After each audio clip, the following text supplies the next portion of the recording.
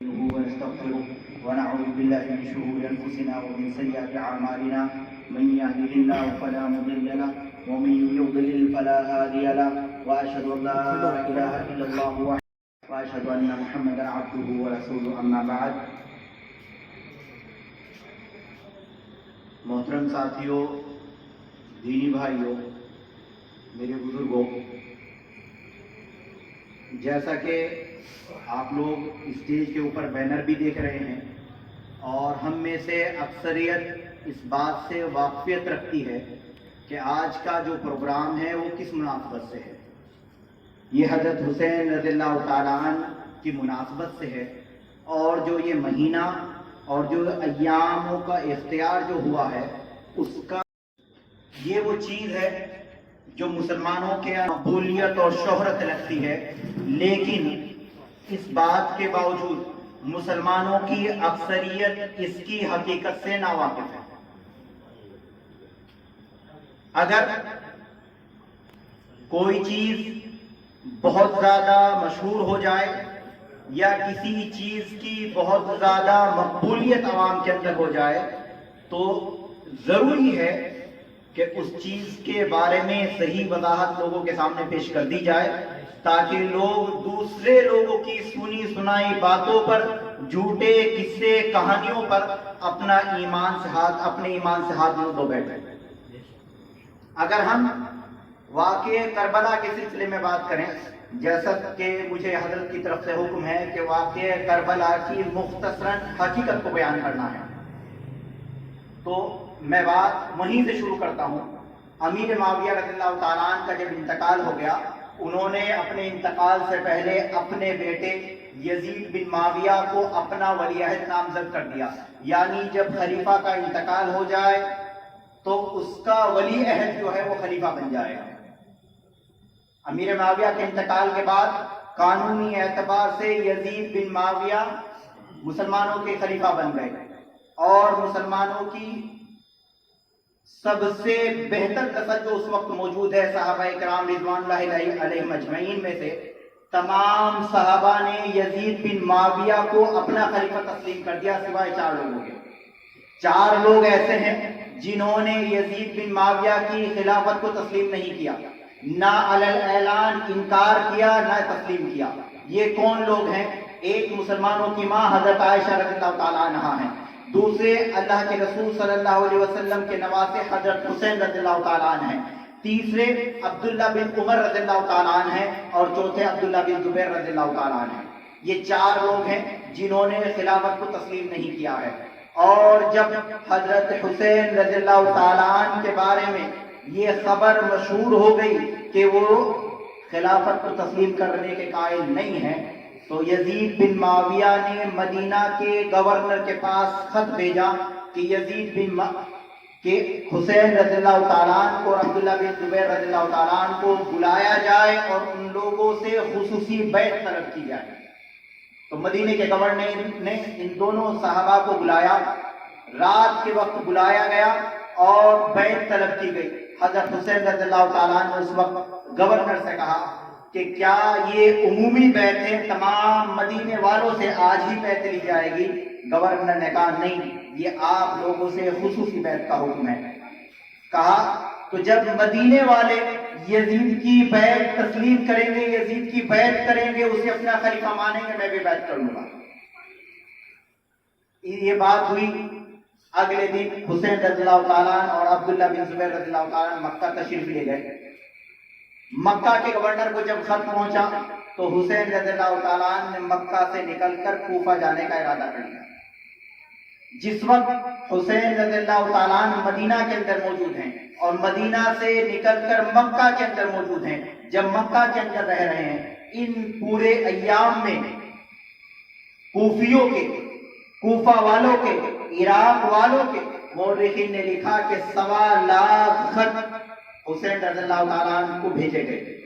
ان کے قاصدائے حسین رضی اللہ تعالیٰ عنہ سے ملاقات کی، بیعت کی دعوت دی کہ آپ آ جائیں، آپ تشریف لے آئیں، ہم یزید کو اپنا خلیفہ نہیں مانتے، ہم آپ کے ہاتھ پر بیعت کریں گے.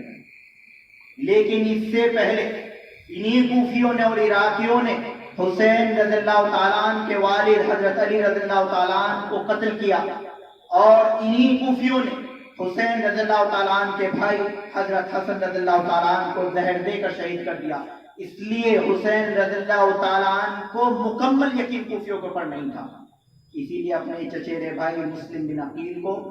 کوفہ روانہ کر دیا کہ آپ جائیں اور وہاں کے حالات کا جائزہ لیں، وہاں کے لوگوں سے ملاقات کریں، ان سے بیعت طلب کریں، اگر وہ بیعت کر لیں تو آپ مجھے پیغام بھیج دیں، میں کوفہ آ جاؤں۔ مسلم بن عقیل کوفہ پہنچے، وہاں 10,000 لوگوں نے مسلم بن عقیل کے ہاتھ پر حضرت حسین رضی اللہ تعالیٰ عنہ کے لیے بیعت کی۔ مسلم بن عقیل رضی اللہ تعالیٰ عنہ نے، مسلم بن عقیل رحمۃ اللہ علیہ نے یہ پیغام حضرت حسین رضی اللہ تعالیٰ عنہ کو بھیج دیا کہ آ جائیں، تمام کوفی آپ کی موافقت میں ہیں، سب آپ کو اپنا خلیفہ ماننے کے لیے تیار ہیں۔ جب یہ پیغام بھیج دیا گیا، انہی کوفیوں نے جنہوں نے پیغام بھیج کر مسلم بن عقیل کو یہاں بلوایا ہے، جنہوں نے بیعت کی ہے حضرت حسین رضی اللہ تعالیٰ عنہ کے لیے مسلم بن عقیل کے ہاتھ پر، انہی لوگوں نے کوفہ کے گورنر کے پاس عبید اللہ بن زیاد کے پاس خبر دے دی کہ مکہ سے ایک شخص آیا ہوا ہے اور یہاں حضرت حسین کے لیے بیعت کر رہا ہے۔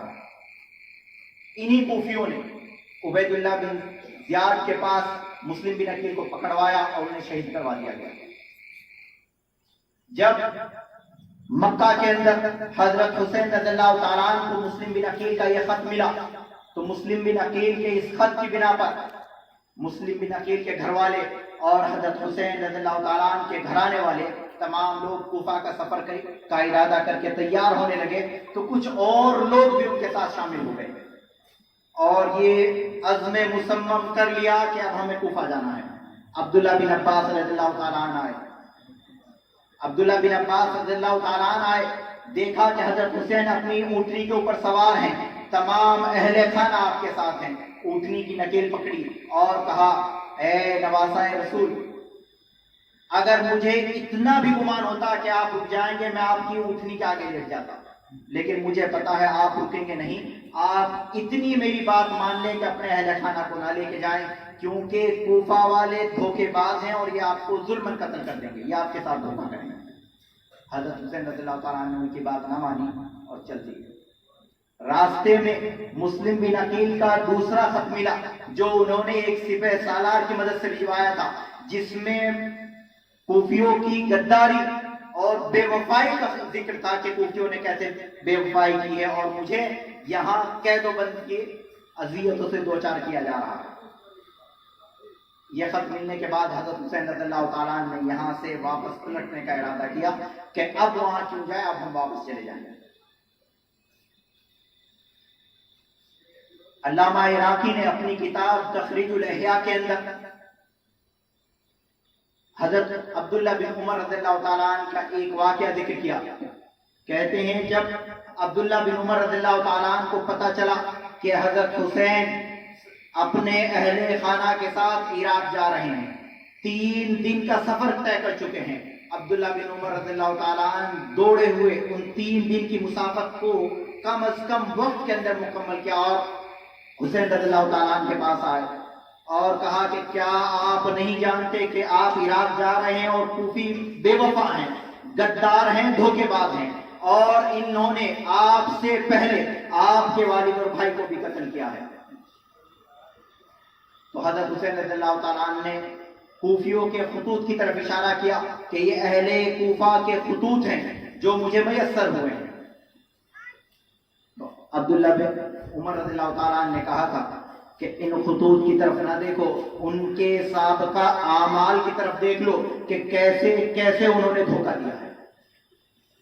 جب حسین رضی اللہ تعالیٰ عنہ نے یہ بات نہ مانی تو عبداللہ بن عمر رضی اللہ تعالیٰ عنہ نے حسین رضی اللہ تعالیٰ عنہ کو اپنے گلے سے لگایا اور کہا، استودیعک اللہ من قتیل او اسیر، کہ اللہ آپ کو میں اللہ کے سپرد کرتا ہوں، یا تو قتل سے یا پھر قید ہونے سے، کہ یا تو کوفی آپ کو قتل کر دیں گے یا وہ آپ کو قید کر دیں گے۔ جب حسین رضی اللہ تعالیٰ عنہ کوفہ کے قریب پہنچے اور کوفیوں کی حقیقت حسین رضی اللہ تعالیٰ عنہ کے اوپر آیا ہو گئی، تو حسین رضی اللہ تعالیٰ عنہ نے یہاں سے راستہ اپنا بدل دیا، یہاں سے شام کا بائی پاس لیا۔ شیعوں کے عالم بلازری ہیں احمد یحییٰ بلازری، انہوں نے اپنی کتاب کے اندر انصاب الاشراف کے اندر 3 جلد صفحہ نمبر 173 کے اوپر لکھا ہے، فانطلق حسین نحو شام، حسین رضی اللہ تعالیٰ عنہ نے شام کا راستہ اختیار کر لیا، کوفہ کا ارادہ ترک کر دیا ہے، شام جانے لگے ہیں۔ یرید یزید ابن معاویہ، اور یزید ابن معاویہ کے طلبگار ہیں کہ یزید ابن معاویہ سے ملاقات کرنی ہے، لکی اضع یدی علی یدیہ، تاکہ میں اپنا ہاتھ یزید ابن معاویہ کے ہاتھ پہ رکھ دوں اور بیعت کر لوں۔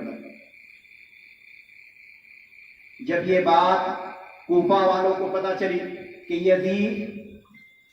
حضرت حسین یزید کے طلبگار ہیں، یزید کی طرف رخ کر لیا ہے، کوفہ کا راستہ بدل دیا، یزید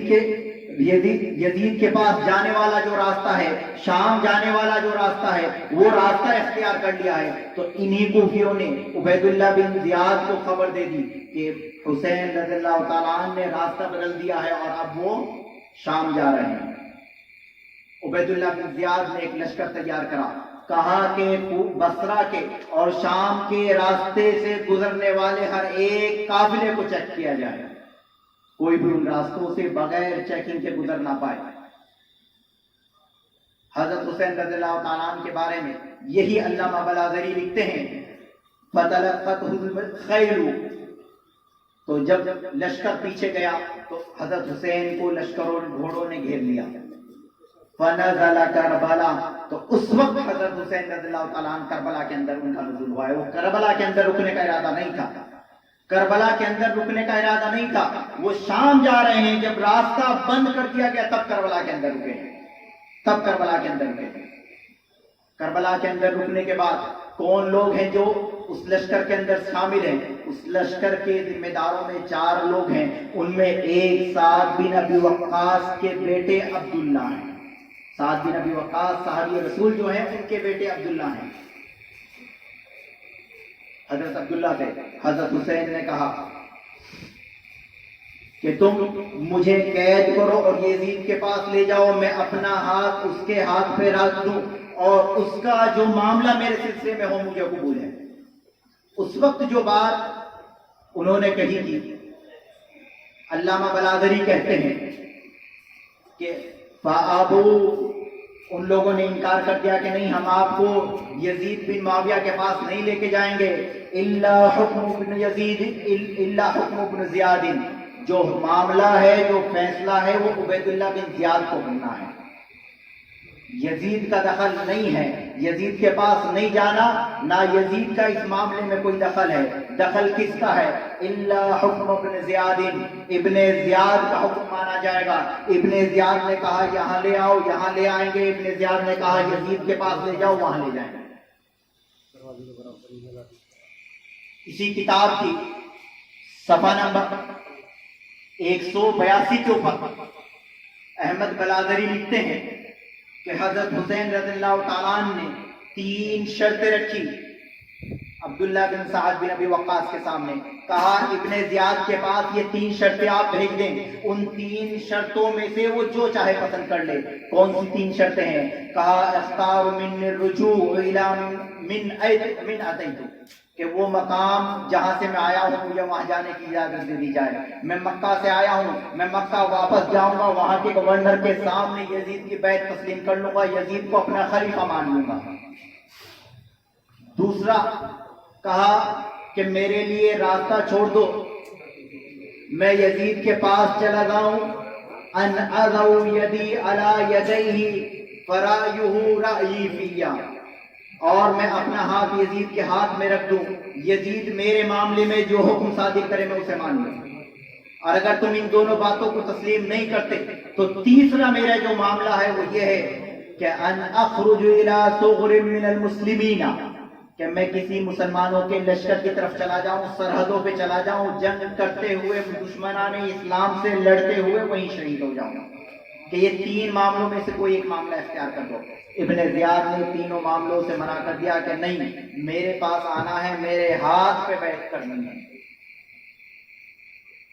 جو پوری خط و کتابت یہاں عبداللہ بن سعد بن ابی وقاص اور عبید اللہ بن زیاد کے درمیان ہوئی ہے، یزید کا شیعہ عالم ہے احمد بلادری، کوئی ذکر نہیں کرتے کہ کوئی پیغام یزید کے پاس بھیجا گیا ہو، یا یزید نے کوئی پیغام حضرت حسین رضی اللہ تعالیٰ عنہ کے قتل کے بارے میں ظاہر کیا ہو. حضرت حسین کے بارے میں اکثر مفسرین نے ایک واقعہ ذکر کیا ہے. امام ذہبی نے اپنی کتاب تاریخ اسلام کی 5ویں جلد کی صفحہ نمبر 11 کے اوپر، سیر العالم النبلا کے اندر 3ری جلد صفحہ نمبر 309 کے اوپر، البدایہ والنہایہ کی 8ویں جلد صفحہ نمبر 183 کے اوپر، اور شیعوں کی کتاب موسوعات کلمات امام حسین کے اندر صفحہ نمبر 421 کے اوپر یہ واقعہ درج ہے. کیا واقعہ ہے؟ راوی جو ہے کہتے ہیں کہ میں نے ایک خیمہ دیکھا جو ویرانے میں ہے، کربلا کے میدان میں ہے. میں نے لوگوں سے پوچھا یہ کربلا کے میدان میں کون ہے؟ لوگوں نے بتایا کہ اللہ کے رسول صلی اللہ علیہ وسلم کے نواسے حضرت حسین رضی اللہ تعالیٰ عنہ کے لوگ ہیں، یہ ان کا خیمہ ہے. کہ میں حضرت حسین رضی اللہ تعالیٰ عنہ کے پاس گیا، فَأَتَيْتُ الشَّيْخَ وَالشَّيْخُ يَقْرَأُ الْقُرْآنَ وَالدُّمُوعُ تَسِيلُ عَلَى الْخَدَّيْهِ وَلَحْيَتِهِ، کہ میں حضرت حسین رضی اللہ تعالیٰ عنہ کے پاس آیا،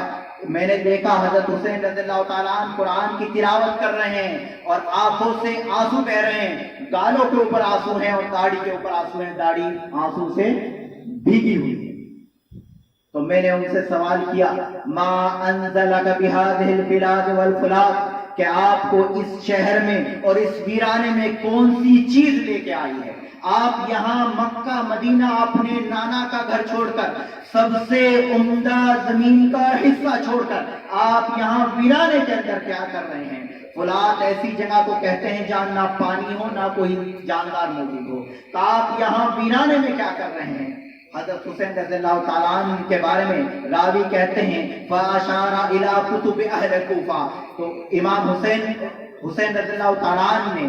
اہل کوفہ کے خطوط کی طرف اشارہ کر دیا کہ یہ اہل کوفہ کے خط ہیں، ان خطوں میں مجھے یہاں آنے کی دعوت دی گئی ہے. وَلَا أَرَاهُمْ إِلَّا قَاتِلِيًّا، اور اب جب میں یہاں آ گیا ہوں تو مجھے اس بات کا پتہ چل گیا ہے وَلَا أَرَاهُمْ إِلَّا قَاتِلِيًّا، ان کا مقصد میرے ہاتھ میں بیعت کرنا نہیں ہے، ان کا مقصد یہاں مجھے بلانا، میری عزت و افزائی کرنا، میری اطاعت و فرما برداری کرنا نہیں ہے، بلکہ الا قاتلیہ، ان کا مقصد صرف اور صرف مجھے یہاں بلا کر قتل کرنا ہے. فَإِن فَعَلُوا ذَلِكَ،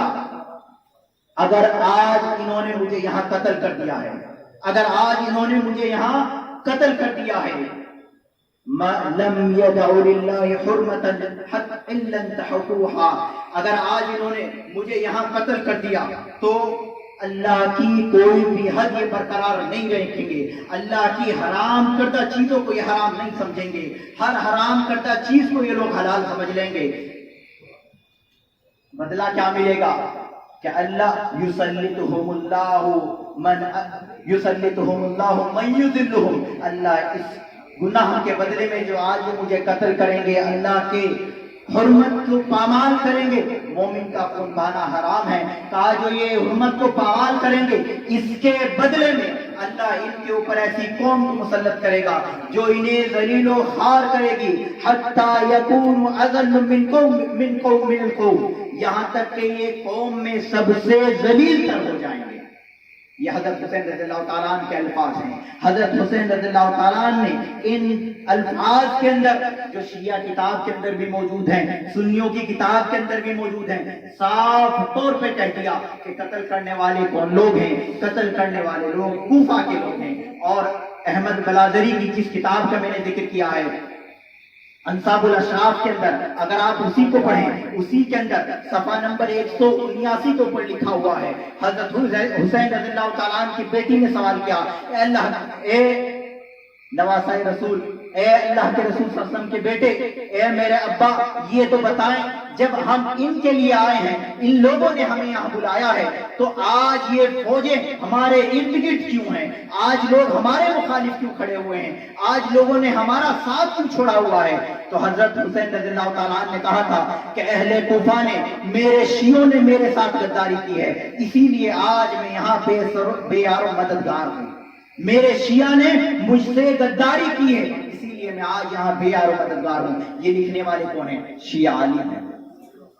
شیعہ عالم ہیں، کیونکہ یہ حق ہے۔ لیکن آج کربلا کے نام پر گالیاں کسے دی جاتی ہیں؟ یزید بن معاویہ کو دی جاتی ہیں۔ گالیاں کنہیں دی جاتی ہیں؟ حضرت ابو بکر کو دی جاتی ہیں، حضرت عمر کو دی جاتی ہیں، حضرت عثمان کو دی جاتی ہیں، امیر معاویہ کو دی جاتی ہیں۔ یہ وہ لوگ ہیں جو کربلا کے واقعے سے، حضرت حسین رضی اللہ تعالیٰ عنہ کی شہادت سے سالوں پہلے اس دنیا سے رخصت ہو چکے ہیں، لیکن آج بھی کربلا کے نام پر اپنے کلیجے کو ٹھنڈک پہنچائی جاتی ہے۔ صحابہ کرام کی شان میں گستاخی کر کر، انہیں برا بھلا کہہ کر، ان کے اوپر لعن طعن کر کر، ان کے ایمان کو کفر میں تبدیل کر کے یہ لوگ اپنے دل کو سکون پہنچاتے ہیں، کیونکہ جن لوگوں نے شیطان سے دوستی کی ہے ان کے دلوں کے اندر اللہ کے رسول صلی اللہ علیہ وسلم کی صحابہ کی محبت نہیں ہو سکتی۔ احمد بلادری اپنی کتاب انصاب الاشراف کے اندر، اسی کتاب کے اندر صفحہ نمبر 181 کے اندر لکھتے ہیں کہ یہ وہ لوگ ہیں کوفی جنہوں نے دھوکہ کیا ہے، ان لوگوں نے شیطان کی دوستی کو مضبوطی سے پکڑ لیا ہے، یہ شیطان کے دوست ہیں۔ تو شیعوں کو شیطان کا دوست کس نے بتایا ہے؟ حضرت حسین رضی اللہ تعالیٰ عنہ نے بتایا ہے۔ لکھنے والا کون ہے؟ شیعہ عالم ہے۔ تو انہیں شیطان کا دوست حضرت حسین نے بتایا، یہ خبر امت کو دینے والا اگر کوئی ہے تو وہ خود شیعہ ہے، کیونکہ حق کتنا بھی ہو وہ کہیں نہ کہیں سے باہر ظاہر ہو ہی جاتا ہے۔ تو پتہ یہ چلا کہ کربلا کے واقعے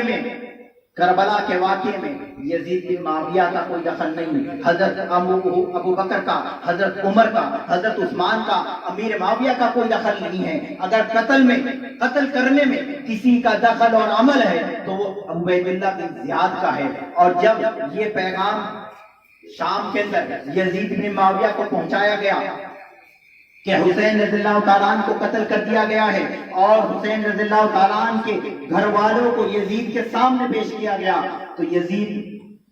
یزید بن معاویہ نے جو الفاظ اس وقت کہے تھے، امام طبری نے اپنی کتاب تاریخ طبری کے اندر اور یہ بدایہ و نہایہ کے اندر 8ویں جلد صفحہ نمبر 193 کے اوپر جو الفاظ موجود ہیں، یا یہ کہہ دیں جو بددعا یزید بن معاویہ نے عبید اللہ بن زیاد کو دی وہ موجود ہے۔ یزید بن معاویہ نے کہا تھا، قبح اللہ لک، اللہ تجھے کبھی خوش نہ رکھے، تیرے اوپر اللہ کی لعنتیں ہوں، اگر تیرے اور یزید اور حسین رضی اللہ تعالیٰ عنہ کے درمیان رشتہ داری ہوتی تو تو کبھی قتل نہ کرتا، یہ میرا رشتہ دار تھا اس لیے تو نے قتل کر دیا ہے۔ اور جو لوگ آج دونوں کے اندر اختلافات کو بہت زیادہ ہوا دینے کی کوشش کرتے ہیں، انہیں احمد بلادری کی یہ کتاب پڑھنی چاہیے۔ انصاب الاشراف کے اندر صفحہ نمبر 183 کے اوپر لکھتے ہیں، جب حسین رضی اللہ تعالیٰ عنہ نے 3 شرطیں رکھی، اس میں جو الفاظ حسین رضی اللہ تعالیٰ عنہ نے استعمال کر رہے تھے، کہا تھا اذهب الى یزید هو ابن عمی، کہ میں یزید کے پاس چلا جاؤں گا، وہ میرا چچا زاد بھائی ہے، میں یزید کے پاس چلا جاؤں گا، وہ میرا چچا زاد بھائی ہے۔ اور اسی بات کو یزید بن معاویہ نے ذکر کرا، اگر میرا جو رشتہ حسین رضی اللہ تعالیٰ عنہ سے ہے، اے عبید اللہ بن زیاد، اگر تیرا یہ رشتہ ہوتا تو کبھی قتل نہ کرتا۔ اور اسی تاریخ طبری اور بدایہ و نہایہ کے اسی صفحات کے اوپر آگے لکھا ہوا ہے